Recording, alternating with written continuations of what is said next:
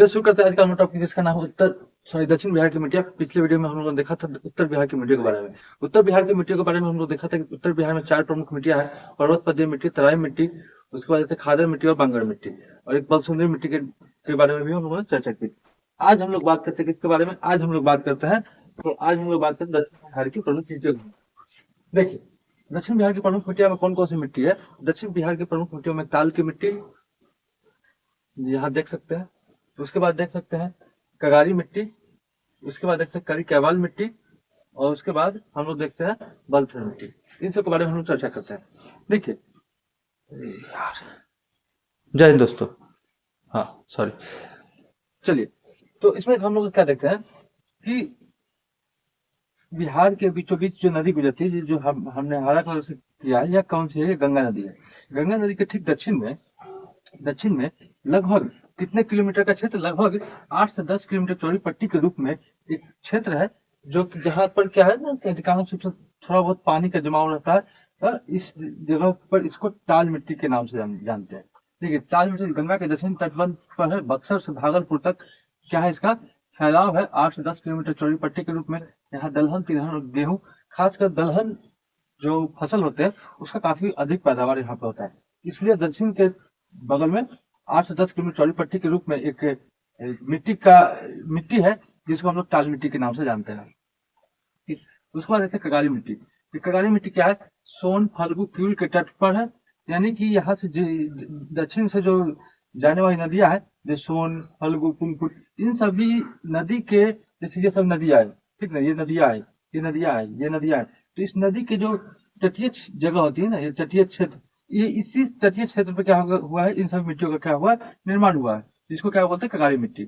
इसका रंग भूरा रंग और क्षारीय प्रकृति के यह मिट्टी होते हैं, और इसमें सरसों, जौ और मक्का की उत्पादकता या उत्पादन सबसे अधिक होती है। और चूने की, इस मिट्टी में चूने की क्या होती है? अधिक मात्रा में चूना भी पाया जाता है, मतलब चूने की मात्रा रहती है इस मिट्टी में। हम लोगों ने काली मिट्टी देखा। उसके बाद देखते हैं करेल कैवाल मिट्टी। करेल कैवाल मिट्टी क्या है कि इसका मुख्य रूप से विस्तार देते हैं पटना, नालंदा, मुंगेर, भागलपुर, जहानाबाद, गया, यानी कि लगभग दक्षिण बिहार में हम लोग को कौन सा मिट्टी देखने को मिलता है? वह है करेल कैवाल मिट्टी। इसका यहाँ पे धान, गेहूं, बाजरा, यह प्रमुख रूप से इस फसल का उत्पादन होती है। यानी कि बेसिकली हम कहें कि इस पूरे दक्षिण बिहार में कौन सी मिट्टी आपको मिलेगी देखने को? तो वह है करेल कैवाल मिट्टी। कगारी मिट्टी कुछ क्षेत्र में ही मिलेगी, सभी दक्षिण बिहार के क्षेत्रों में नहीं मिलेगी, लेकिन खासकर जहाँ पे सोन, फल्गु और क्यूल नदी जहाँ तक इसका विस्तार है, उसके आसपास के क्षेत्र में यह कगारी मिट्टी हम लोग को देखने को मिलती है। ठीक, उसके बाद बात करते हैं बलथर मिट्टी। बलथर मिट्टी क्या होती है? बलथर मिट्टी दक्षिण के जो विंध्य का क्षेत्र है, या दक्षिण का जो संकीर्ण क्षेत्र, पहाड़ी क्षेत्र जो है, वहीं पे आपको मिलती है। जैसे विंध्य का पर्वत, कैमूर की पहाड़ी यहाँ पे है, यहाँ पे हल्का संकीर्ण क्षेत्र में हम लोग देखते हैं, जहाँ पे जो है सो पर्वतीय क्षेत्र है। तो यहाँ पे क्या होता है कि इन सभी क्षेत्रों पर ही हम लोग को मिट्टी मिलती है। प्रमुख रूप से इस जो कैमूर की पहाड़ी के पास जो मिट्टी मिलती है, इसी को हम लोग बलथर मिट्टी या लाल बलुई मिट्टी भी कहते हैं। देखिए, संकीर्ण पट्टीनुमा क्षेत्र है, कैमूर का प्रमुख क्षेत्र में ही यह मिट्टी पाई जाती है। पीलापन लिए हुए लाल रंग की यह मिट्टी होती है, और इसमें उर्वरा शक्ति की क्या होती है? कमी होती है, यानी उत्पादन बहुत ज्यादा नहीं होता है। यहाँ मोटे अनाज जैसे अरहर, ज्वार, बाजरा, यहाँ मोटे अनाज प्रमुख रूप से उत्पादन किए जाते हैं। और इसी के जस्ट संकीर्ण में हम दक्षिण पूर्व में देखते हैं, दक्षिण पूर्व के कुछ हिस्सों में लाल पीली मिट्टी भी पाई जाती है। यह प्रमुख रूप से किसके बारे में हम चर्चा करते हैं? प्रमुख रूप से दक्षिण बिहार की प्रमुख मिट्टियां लगता है, जिसमें ताल मिट्टी, कगारी मिट्टी, करेल कैवाल मिट्टी और बलथर मिट्टी, लाल बलुई मिट्टी, या फिर लाल या पीली मिट्टी कहते हैं।